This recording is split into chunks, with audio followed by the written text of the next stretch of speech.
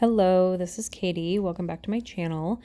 I just wanted to show you a quick little finger painting with some gouache. So I am putting on a latex glove that I normally keep on hand for cleaning stamps or ink blending. I don't really like getting ink and paint all over my hands, honestly. So I have these anyway. And there is this artist, I believe her name is Iris Scott, that I actually saw in person when she was doing a show on some art walk I ended up at near me. And she does finger painting. Now, she's not doing it like I'm doing here. I'm just kind of playing around and having fun, and I just wanted to try something different.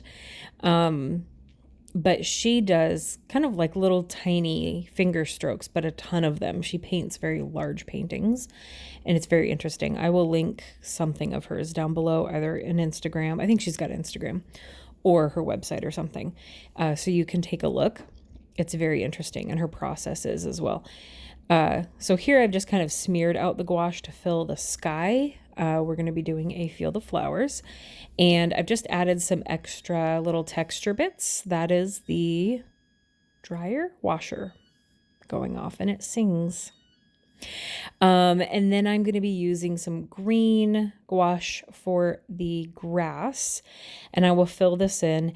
And then I actually used my fingernail through the glove to kind of put in grass blades, but I ended up smearing those out a little bit because I didn't like how very stark they looked against the green grass. And so I do start to do that, but then I'm going to kind of smooth them out a little bit. So I just thought this would be fun, very abstract, and I just love even watercolor or gouache with a paintbrush, but watercolor with a paintbrush as well. Those fields of flowers when you kind of create these layers. So for the clouds, I'm going to just use a finger to smush on some clouds. I had done another one of these very similar before this one. I also have some green mixing in here, so I switched to a different finger. On the other one that I did, I had a couple clouds going off of the side, and I think I preferred how that looked, so off of the edge where I taped down the washi tape.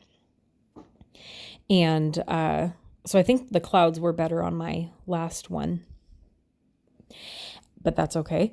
And then one tip, if you're doing a gouache painting or using a paint like gouache, so like acrylic or anything like that, that's going to be drying, if you've taped it down, you want to peel off the tape while it's still wet if you can.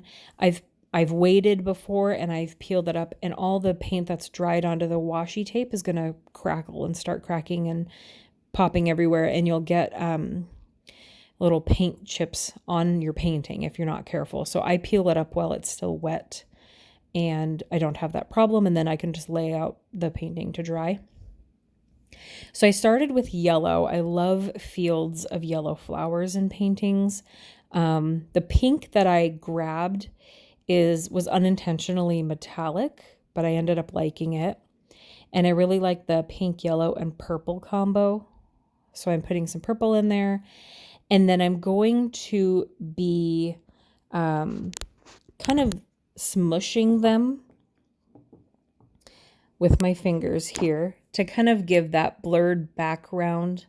If you think of watercolor, if you've seen where you kind of create a light layer to a darker layer to a darker layer, it gives that background kind of a blur, which is what you do see.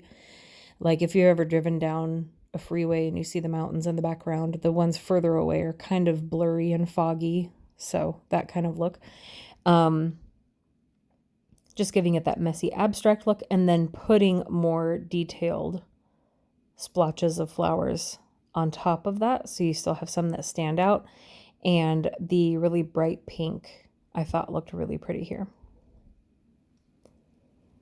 And then to add to the sky, this part's a little difficult with a finger, but I try to use my fingernail to create a few birds in the sky.